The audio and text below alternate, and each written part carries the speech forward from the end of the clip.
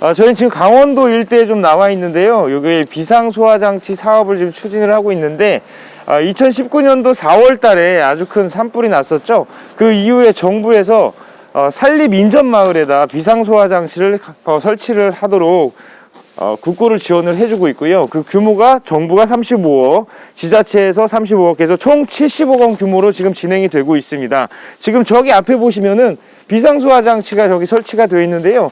저희가 오늘부터 그 강원도 일대를 이틀 동안 돌아다니면서 비상소화장치 함이 과연 어떻게 설치가 되어 있고 지금 이 사업이 잘 진행이 되고 있는지를 좀 점검을 해보려고 직접 이렇게 왔습니다. 여기 보이네요. 지금 비상소화장치 함 한번 보시겠습니다. 지금 여기는 강릉에 설치되어 있는 비상소화장치 함 장소 중 하나인데 이쪽 보니까 시건장치가 되어 있어요. 잠겨 있네요. 속을 좀 보고 싶은데 좀 볼 수가 없는 상황입니다. 좀 의아한 것은 이게 일반 시민들이 사용을 하도록 설치를 하는 거거든요.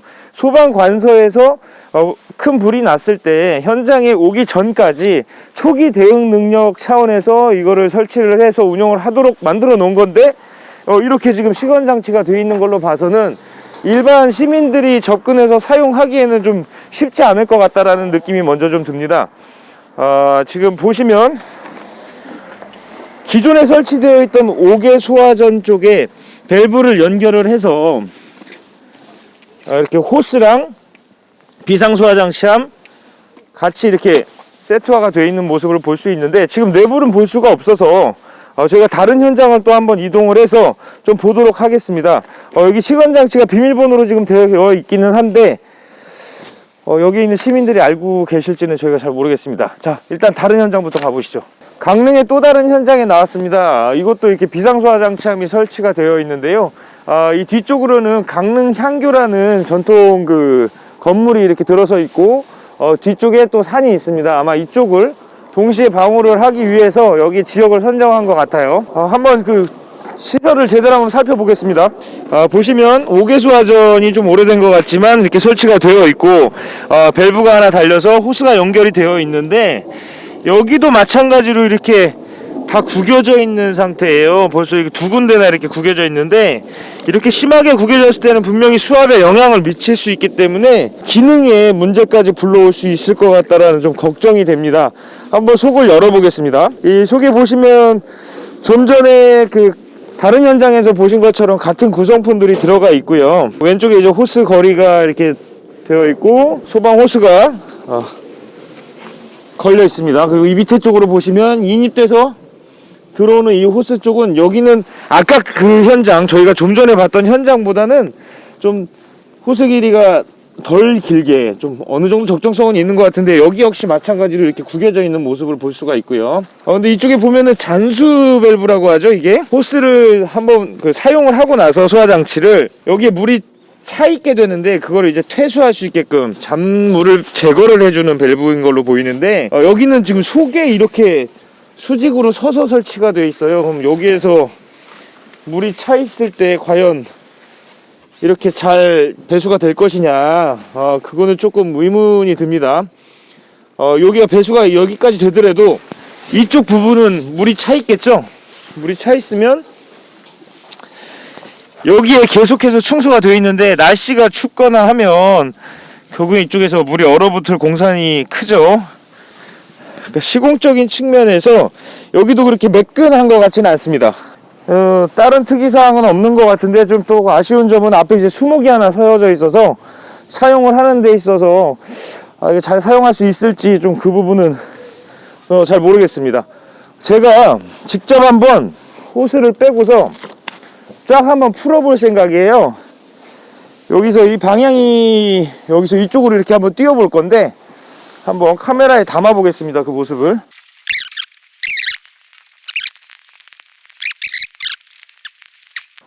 네, 이제 길이 꺾이고 하는 바람에 여기까지가 이제 최대치로 온 것 같습니다. 보시면 100m 정도 온 것 같아요. 꽤나 많이 풀었다고 생각이 되는데 아직도 드럼에 호스가 많이 남아있네요.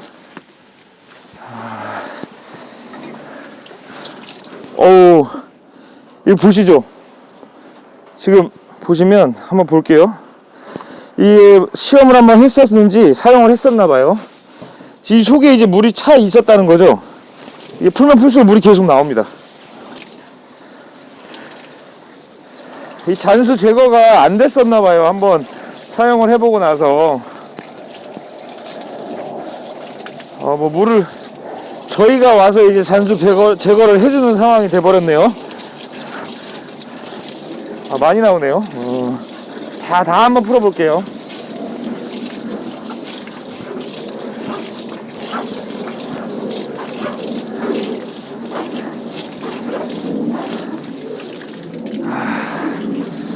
이게 참 다 풀었습니다. 한번 뒤에서 한번 보시죠.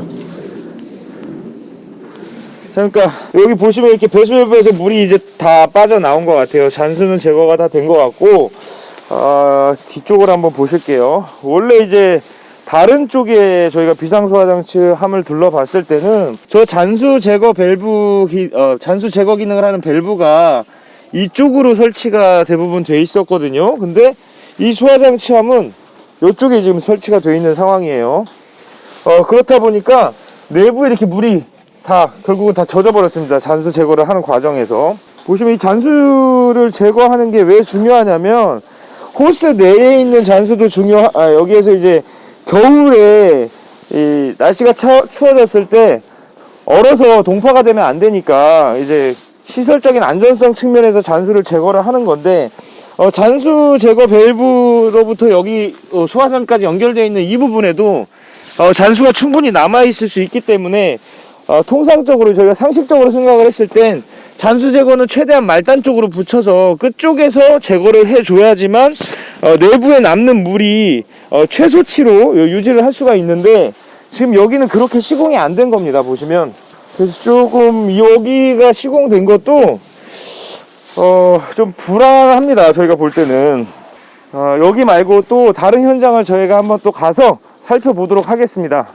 지금 또 저희가 강릉의 다른 비상소화장치 설치 현장에 와 있는데요.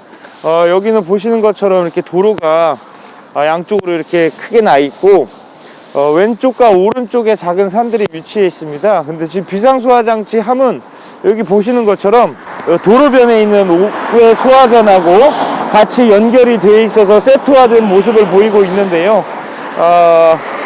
일단 소화전 쪽의 모습을 한번 보시겠습니다. 마찬가지로 밸브가 연결이 되어 있고 소화장치가 호스들이 연결이 되는데, 여기도 굉장히 심하게 꺾여 있어요. 지금 보시면 여기 두 군데가 이렇게 꺾여 있는 게 보이고, 계속해서 말씀을 드리지만 이렇게 꺾여 있을 때에는 수압에 영향을 줄 수 있기 때문에 설치한 것들이 좀 더 세심하게 설치되어야 될 것 같다는 생각이 좀 듭니다.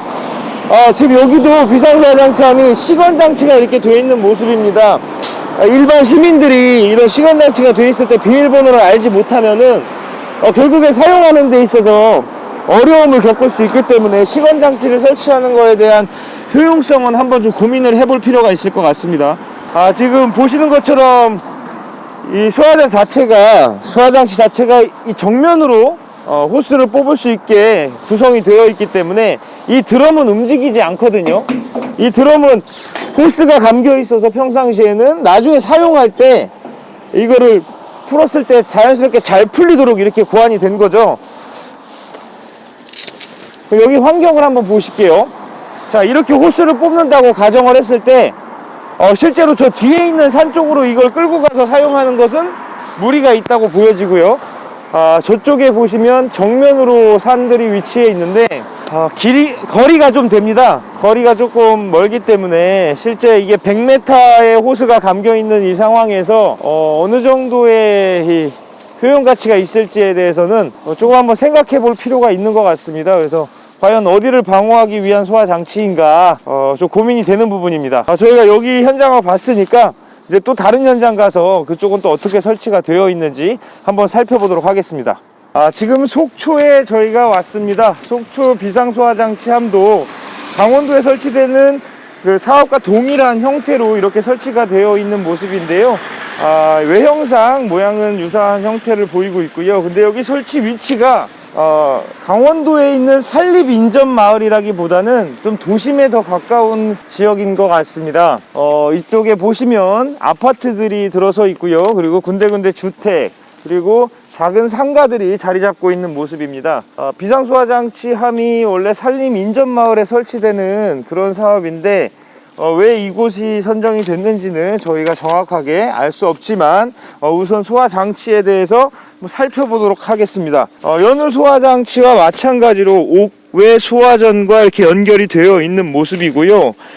그런데 이 인입구 자체가 호스가 뽑아진 곳이 보통 오른쪽에 많이 설치가 되는데 소화장치가 가까운 곳이죠. 근데 여기는 그 반대쪽으로 연결이 되어 있어요. 이렇게 기역자로 꺾여서 호스가 이렇게 나가는 모습입니다. 이렇게 되다 보니 여기 공간이 굉장히 지금 협소합니다. 보면 여기 이 옥외 소화전 같은 경우에는 소방 공무원들이 현장 활동을 하는 과정에서 물이 부족해지면 이 소화전에서 물을 받아서 또 대응 활동에 활용을 해야 되는데, 그러려면 이쪽에다가 소방 호스를 또 연결을 해서 현장 대응 활동 과정에서 활용이 돼야 하거든요. 근데 이런 형상이라면 호스를 쉽게 연결하기 좀 힘들지 않을까 하는 생각이 좀 듭니다.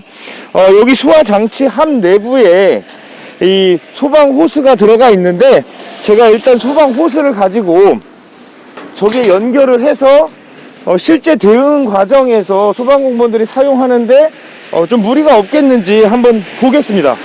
자, 이게 소방공무원들이 물을 충수할 때 소화전하고 연결하게끔 해놓은 소방 호스고요. 실제 여기다 설치를 한번 해보겠습니다.